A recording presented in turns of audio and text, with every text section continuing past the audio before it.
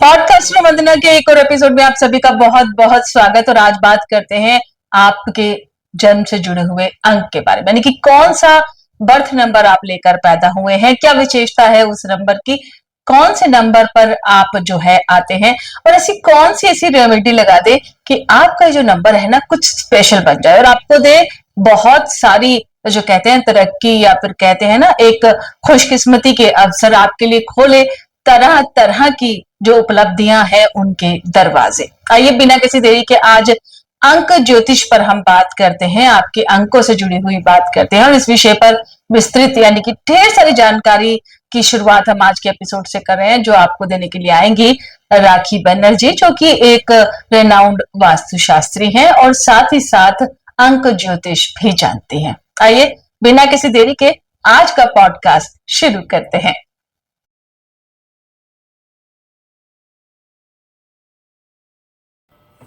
नमस्ते आप सभी को।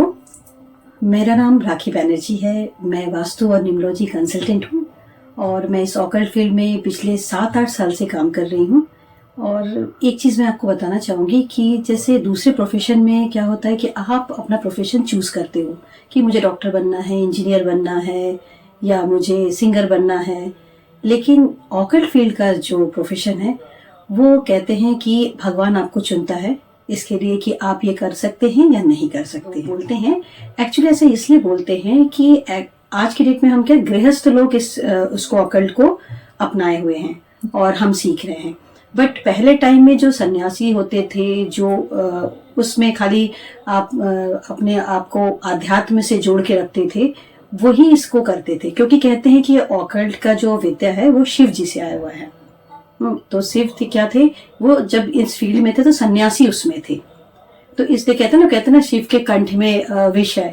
तो कहते हैं कि ये वाला जो फील्ड है इसको आप जब कर रहे हैं तो आपको अपने आप को घेर के रखना है, अपने आप को पॉजिटिव उसमें घेर के रखना है, अपने ऑरा को स्ट्रांग रखना है, तभी जाके आप इसको कर सकते हैं। क्योंकि क्या होता है कि आप मान लीजिए किसी का कोई काम करने, किसी घर का वास्तु कर रहे हैं या किसी की कुंडली देख रहे हैं, तो उस समय क्या होता है उसकी कुंडली में, उसके घर के वास्तु में जो भी नेगेटिव एनर्जी होती है वो आपको अफेक्ट करती है।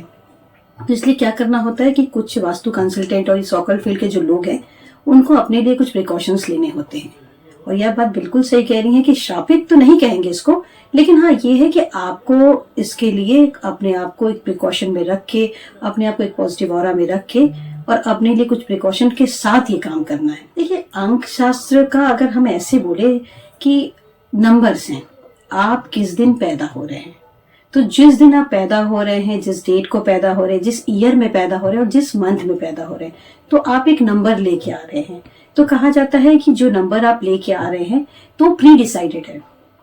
जब आपने जन्म नहीं लिया था उससे पहले ही आपका डिसाइड हो गया था कि भाई आप 8 तारीख को पैदा होंगे या अगस्त में पैदा होंगे या इस साल पैदा होंगे, हाँ, और किस परिवार में पैदा होंगे ये भी प्री डिसाइडेड हो जाता है।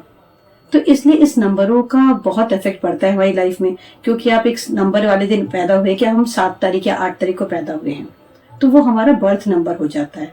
तो वो कहीं ना कहीं उस नंबर की, उस प्लैनेट की जो वाइब्रेशन है, जो एनर्जी है, वो हमें लगती है। नंबर 1 को मैं जिस नजर से देखती हूँ, मैं एक राजा की नजर से देखती हूँ। सूर्य है, राजा है, ठीक है। नंबर 2 एक रानी है, ठीक है। नंबर 3 क्या हो गया, गुरु है। नंबर 4 क्या हो गया, ये कंसल्टेंट की तरह काम करता है।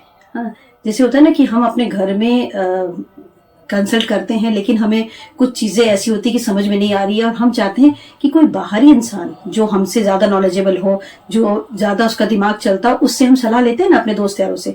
4 नंबर भी, राहु भी उसी तरह से काम करता है कि मान लीजिए एक राजमहल है तो राजमहल में राजा है, रानी है, गुरु है, 3 नंबर गुरु है, तो ये 4 नंबर वहां पे ऐसे कंसल्टेंट कभी कभी इन्वॉल्व होता है, हमेशा नहीं, कभी कभी जब रिक्वायरमेंट होती है।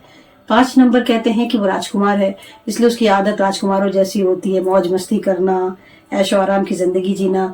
उसका दिमाग भी चलता है, बिजनेस वाला दिमाग चलता है, राजपाट करने के हिसाब से दिमाग चलता है। बचा 6 नंबर। 6 नंबर को हम शुक्र कहते हैं, जिसको कि हम लोग कहते हैं दैत्य गुरु। हम दैत्य गुरु जरूर वो है, बट वो है गुरु, ठीक है।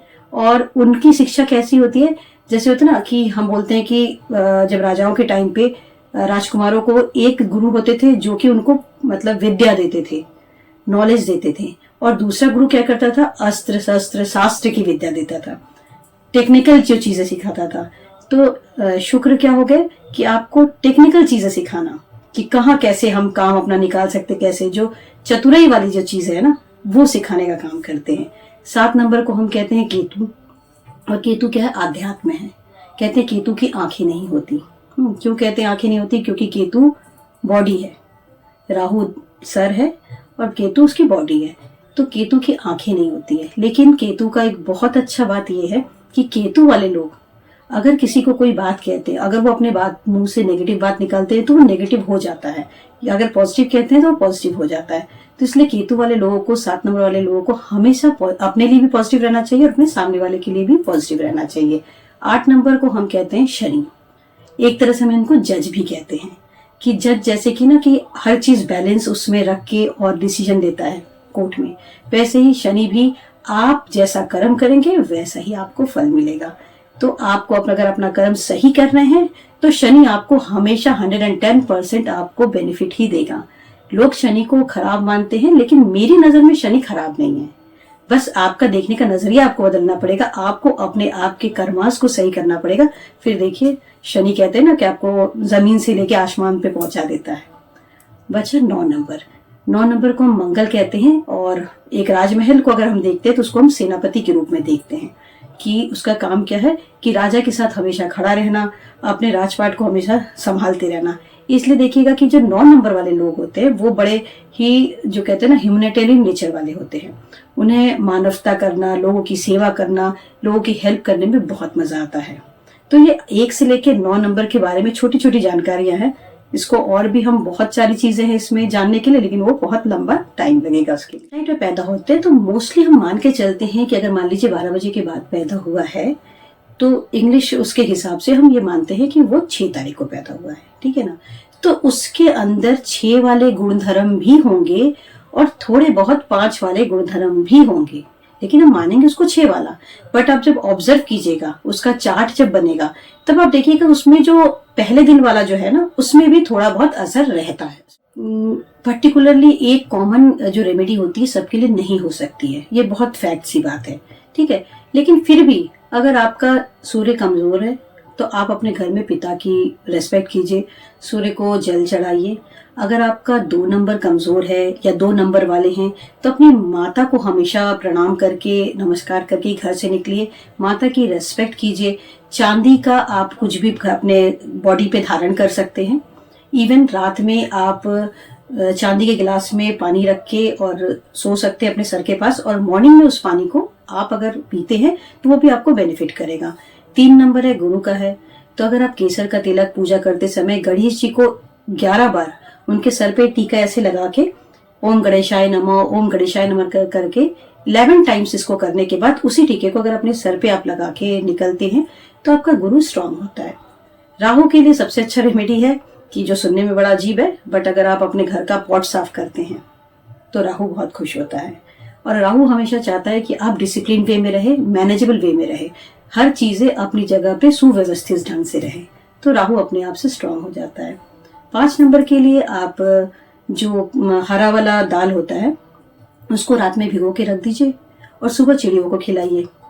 5 नंबर का एक और रेमेडी होता है जिसमें आप ये कर सकते हैं कि बुधवार के दिन, हाँ, आप इस उसमें क्या कहते हैं उसको, जो स्टोन होता है, सेमी प्रीशियस स्टोन होता है, ग्रीन एवेंचुरियन, उस बुधवार के दिन ग्रीन एवेंचुरियन के स्टोन का ब्रेसलेट ले लीजिए, या आप उसका लॉकेट बना सकते हैं, वो ले लीजिए।